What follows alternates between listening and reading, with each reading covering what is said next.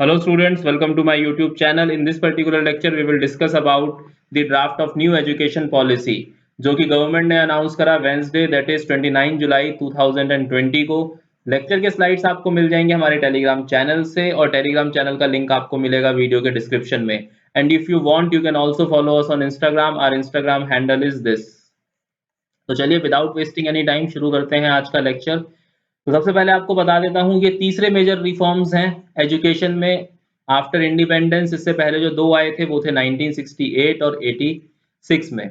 उसके बाद जो 3 लैंग्वेज फॉर्मूला था उसमें से हिंदी को कंपलसरी करने की जो आरएसएस की डिमांड थी उसको गवर्नमेंट ने साइडलाइन कर दिया है, नहीं माना है। और उनकी जो डिमांड थी एंशिएंट इंडियन नॉलेज उसको एक्सेप्ट करा है, लेकिन ancient Indian knowledge accurate and scientific manner में दी जाएगी। इसका मतलब जो भी आप एंशिएंट इंडियन नॉलेज आप दे रहे हैं, शेयर कर रहे हैं, that should be scientifically proven. और फॉर्मूला ऑफ 5+3+3+4 इंक्लूड करा है एंड ह्यूमैनिटीज प्लस साइंस। इसका मतलब ये होगा कि आर्ट्स के स्टूडेंट्स को साइंस पढ़नी पड़ सकती है और साइंस के स्टूडेंट्स को आर्ट्स के कुछ सब्जेक्ट पढ़ने पड़ सकते हैं for there. This is called as holistic approach. पढ़ाई को ज्यादा होलिस्टिक बनाने की कोशिश करी जा रही है। अगला जान लेते हैं मेजर चेंज ये है कि जो टॉप 100 फॉरेन यूनिवर्सिटीज हैं उनको इंडिया में आके ऑपरेट करने की परमिशन होगी। और आयरनी ये है कि इसी बीजेपी गवर्नमेंट ने जब 2010 में the foreign educational institution regulation entry and operations bill 2010 UPA 2 government जो लेकर आई थी उसको क्रिटिसाइज करा था और उसको अपोज करा था। ऐसा क्यों हुआ था? इसका क्रिटिसिज्म ये था कि अगर फॉरेन यूनिवर्सिटीज आएंगी तो एजुकेशन की कॉस्ट बढ़ जाएगी, फैकल्टीज को पोच कर लेंगी वो पब्लिक यूनिवर्सिटीज से, यानी फैकल्टीज को खींच लेंगी पब्लिक यूनिवर्सिटीज से and put it out of the reach of large section of population. और एजुकेशन जो है वो लार्ज सेक्शन ऑफ पॉपुलेशन के हाथ से बाहर हो जाएगी और स्टूडेंट्स के बीच में जो एजुकेशन है उसकी एक पैरिटी क्रिएट हो जाएगी, एक डिफरेंस क्रिएट हो जाएगा। आगे 4 year programme with exit option, BA, BSc, BVoc degrees जो हैं वो 4 ईयर प्रोग्राम की तरह कंटिन्यू करी जाएंगी। और स्टूडेंट जो है एग्जिट आफ्टर 1 ईयर, यानी इसका मतलब स्टूडेंट अगर 1 साल के बाद छोड़ देता है तो उसको एक सर्टिफिकेट मिलेगा, 2 साल के बाद छोड़ेगा तो उसे डिप्लोमा मिलेगा, 3 साल के बाद छोड़ेगा तो उसे एक बैचलर डिग्री मिलेगी। और अगर स्टूडेंट को अपने मेजर और माइनर सब्जेक्ट चूज करने की अनुमति दी जाएगी, उसको इजाजत दी जाएगी अपने मेजर और माइनर सब्जेक्ट्स खुद चूज करने की। और उसके अलावा अगर 4 ईयर प्रोग्राम में also lead to a degree with research, अगर स्टूडेंट चाहे तो वो रिसर्च भी कर सकते हैं, कॉम्प्रिहेंसिव रिसर्च पेपर अगर वो अपने सबमिट करते हैं तो उनको 4 साल के बाद एक डिग्री दी जाएगी विद रिसर्च, और जिसके बाद वो सीधा पीएचडी के लिए भी अप्लाई कर सकते हैं, मास्टर्स डिग्री और अ 4 ईयर बैचलर्स डिग्री। अभी पीएचडी के बाद कैसे अप्लाई होता है, मास्टर डिग्री के बाद अप्लाई होता है। अब अगर आप 4 ईयर बैचलर डिग्री कंप्लीट कर लेते हैं विद रिसर्च तो आप पीएचडी के लिए डायरेक्ट अप्लाई कर सकते हैं और एमफिल डिसकंटिन्यू कर दी जाएगी। उसके बाद जो स्टूडेंट्स 3 साल की बैचलर्स करेंगे उनके लिए मास्टर प्रोग्राम 2 साल का होगा, और जो 4 साल वाला ऑप्शन चूज करते हैं उनके लिए मास्टर प्रोग्राम 1 ईयर का होगा विद रिसर्च। तो ये एक बहुत बड़ी चेंज है बैचलर डिग्री वालों के लिए। एचआरडी मिनिस्ट्री का नाम बदल के मिनिस्ट्री ऑफ एजुकेशन कर दिया जाएगा, क्योंकि गवर्नमेंट का ऐसा मानना है कि अगर नाम उसका मिनिस्ट्री ऑफ एजुकेशन होगा तो एजुकेशन के ऊपर ज्यादा एम्फेसाइज और ज्यादा फोकस करा जा सकता है। वैसे भी बीजेपी गवर्नमेंट में बिना नाम बदले कोई काम होता नहीं है। यूजीसी एंड एआईसीटीई को बंद करा जाएगा, इनको खत्म करके एक नई ऑर्गेनाइजेशन बनाई जाएगी जिसका नाम होगा HECI, higher education commission of India. इसका काम होगा रेगुलेशन, फंडिंग, एक्रीडेशन और सेटिंग स्टैंडर्ड्स, ये चारों कामों को ये HECI करेगी। इसको ध्यान में रख लीजिएगा, इसकी फुल फॉर्म को ध्यान में रखिएगा और ये भी ध्यान में रखिएगा कि किन 2 प्रीवियस एसोसिएशंस ऑर्गेनाइजेशंस को हटा के ये लाया गया है। और जो इसमें मेजर अप्रोचेस हैं, जो मेजर चेंजेस आए हैं वो ये हैं कि board exams will be redesign to encourage holistic development. Students will be able to choose many of the subjects in which they take board exams depending on their individualised interest. Students अपने interest के programme भी चुन सकते हैं। उसके बाद government ने ये कहा है कि कम से कम 5वीं क्लास तक आप इंस्ट्रक्शंस जो है वो लोकल लैंग्वेज में, रीजनल लैंग्वेज में, मदर लैंग्वेज में या होम लैंग्वेज में दीजिए।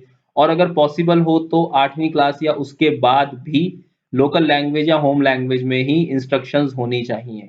और दूसरी चीज़ क्या है, 8वीं क्लास के बाद आप होम या लोकल लैंग्वेज को पढ़ा सकते हैं एक लैंग्वेज की तरह, वेयर एवर पॉसिबल, अगर पॉसिबल है तो आप होम या local language, thereafter the home local language shall continue to be taught as language, उसको केवल एक लैंग्वेज की तरह पढ़ा सकते हैं। मतलब क्या है कि अगर आप चाहें तो 8वीं के बाद आप इंस्ट्रक्शंस जो हैं वो लोकल लैंग्वेज में ना दें, होम लैंग्वेज में ना दें, लेकिन होम लैंग्वेज को पढ़ाते रहें एक लैंग्वेज की तरह। सपोज कीजिए कोई बंदा महाराष्ट्र में पढ़ रहा है, कोई स्टूडेंट महाराष्ट्र का है, तो 8th स्टैंडर्ड के बाद हो सकता है कि उसको इंस्ट्रक्शंस केवल इंग्लिश में दिए जाएं, लेकिन Marathi as a language school में पढ़ाना कंटिन्यू रखा जाए। उसके अलावा इंक्लूड करा जाएगा artificial intelligence, design thinking, holistic health और ऑर्गेनिक लिविंग जैसे सब्जेक्ट्स को। और एनसीईआरटी जो है वो नया करिकुलम डिजाइन करेगी, उसका नाम होगा national curriculum framework for school education 2020-21। इससे पहले एनसीईआरटी अपनी टेक्स्ट बुक को रिवाइज कर चुका है 2014 में भी एक बार। और the 3 language learn by childrens will be choices of state, regions and of the student. इसका मतलब क्या है, स्टेट्स, रीजन्स और स्टूडेंट्स जो 3 लैंग्वेज फॉर्मूला है उसकी लैंग्वेजेस अपने आप चूज कर सकते हैं, बशर्ते उसमें कम से कम 2 लैंग्वेज नेटिव टू इंडिया होनी चाहिए। यानी अगर जो आप 3 लैंग्वेज फॉर्मूला जो है स्कूलों में जो 3 लैंग्वेजेस पढ़ाई जानी है उसमें से 2 कम से कम नेटिव इंडियन लैंग्वेजेस होनी चाहिए। आरएसएस का मानना ये था, या आरएसएस का कहना ये था कि 3 लैंग्वेज फॉर्मूला में एक लैंग्वेज कम से कम हिंदी होनी चाहिए, लेकिन बहुत सारी स्टेट्स ने इसका विरोध करा, बहुत सारी स्टेट्स ने इसके अगेंस्ट में प्रोटेस्ट करा, जैसे कि तमिल स्पीकिंग स्टेट्स है नीचे, और या साउथ की जो स्टेट्स हैं उन्होंने इसका विरोध करा, और इस डिमांड को इसलिए गवर्नमेंट ने खारिज रखा और ऑटोनॉमी दी स्टेट्स को कि वो अपने हिसाब से लैंग्वेजेस चूज कर सकते हैं। उसके बाद ये 5+3+3+4 फॉर्मूला क्या है, देखिए पहले 5 साल यानी 3 से लेके 8 साल तक, ये हो गए जी आपके 5 साल। इसमें क्या होगा, 2 इयर्स ऑफ प्राइमरी एजुकेशन, और उसके बाद सॉरी 3 इयर्स ऑफ हाँ 2 इयर्स ऑफ प्राइमरी एजुकेशन होगा जिसमें क्लास 1 एंड 2 होगा, और 3 इयर्स ऑफ प्री स्कूल या आंगनवाड़ी एजुकेशन होगा। इसका मतलब 3 साल हो गए प्री के, और 1 और 2 हो गया आपका प्री प्राइमरी एजुकेशन हो गई है, ठीक है, प्री प्राइमरी नहीं प्राइमरी एजुकेशन हो गई। Cover school education from class 3 to 5, जो सेकंड 3 है, यानी ये जो 3 है इसका मतलब क्या है, 3 to 5 यानी 8 to 11, 8 साल से लेके 11 साल की उम्र में क्लासेस 3 to 5 होगा। इसका फोकस किस पर होगा, एक्सपेरिमेंटल लर्निंग पर होगा। उसके बाद जो अगला है 6 to 8 क्लासेस, वो किस ग्रुप में आएंगी, 11 to 14, this is the next 3। और उसके बाद 9 to 12 2 फेजेस में कवर करा जाएगा, पहले फेज में 9th एंड 10th और दूसरे फेज में 11th एंड 12th, ये हो गए 4 साल। तो दिस इज द न्यू, ये 4 and this is the new 5+3+3 4 formula. इससे पहले जो फॉर्मूला था वो था 10+2 फॉर्मूला, यानी 2 जो आपके आप पढ़ते थे जो प्री में आप पढ़ते थे उसके बाद आपका 12th तक की जो स्टूडेंट एजुकेशन हो जाती थी। उसके बाद जो कंसल्टेशन करा गया है इस ड्राफ्ट को बनाने से पहले वो भी बहुत वाइड है और वो भी बहुत ब्रॉड है। सभी 2.5 लाख पंचायत से सुझाव लिए गए थे और ड्राफ्ट को सभी 22 इंडियन लैंग्वेजेस में ट्रांसलेट करके भेजा गया था, ताकि हर कोई इसको अपनी लोकल लैंग्वेज में या अपनी स्टेट की लैंग्वेज में समझ के इस ड्राफ्ट को समझ सके अच्छे से और उसके ऊपर चर्चा कर सके, उसके ऊपर विचार विमर्श कर सके। उसके अलावा एमपीज की मीटिंग हुई, एमपीज के साथ डायलॉग हुआ, और central advisory board of education की मीटिंग भी हुई थी, कब, मई 21 2019 को, इसी ड्राफ्ट के लिए करी गई थी। इसमें एक चीज और है, यहाँ पर जो ये 5+3+3+4 वाला था, इसमें एक चीज मैं आपको और बता देता हूँ, 2022-23 से नए सेशन में एग्जाम सिर्फ आपके 3rd, 5th और 8th स्टैंडर्ड में होंगे और किसी स्टैंडर्ड में एग्जाम नहीं लिए जाएंगे। So this is all you need to know about the new education policy।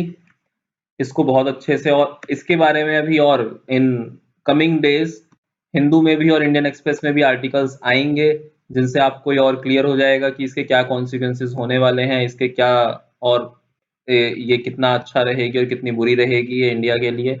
तो अगर आपको लेक्चर अच्छा लगा हो, पसंद आया हो, तो please like, share and subscribe और कमेंट करके अपने सुझाव आप हमें दे सकते हैं। बेल आइकन दबा दीजिएगा ताकि आपको सारे अपडेट्स मिलते रहें लेक्चर के।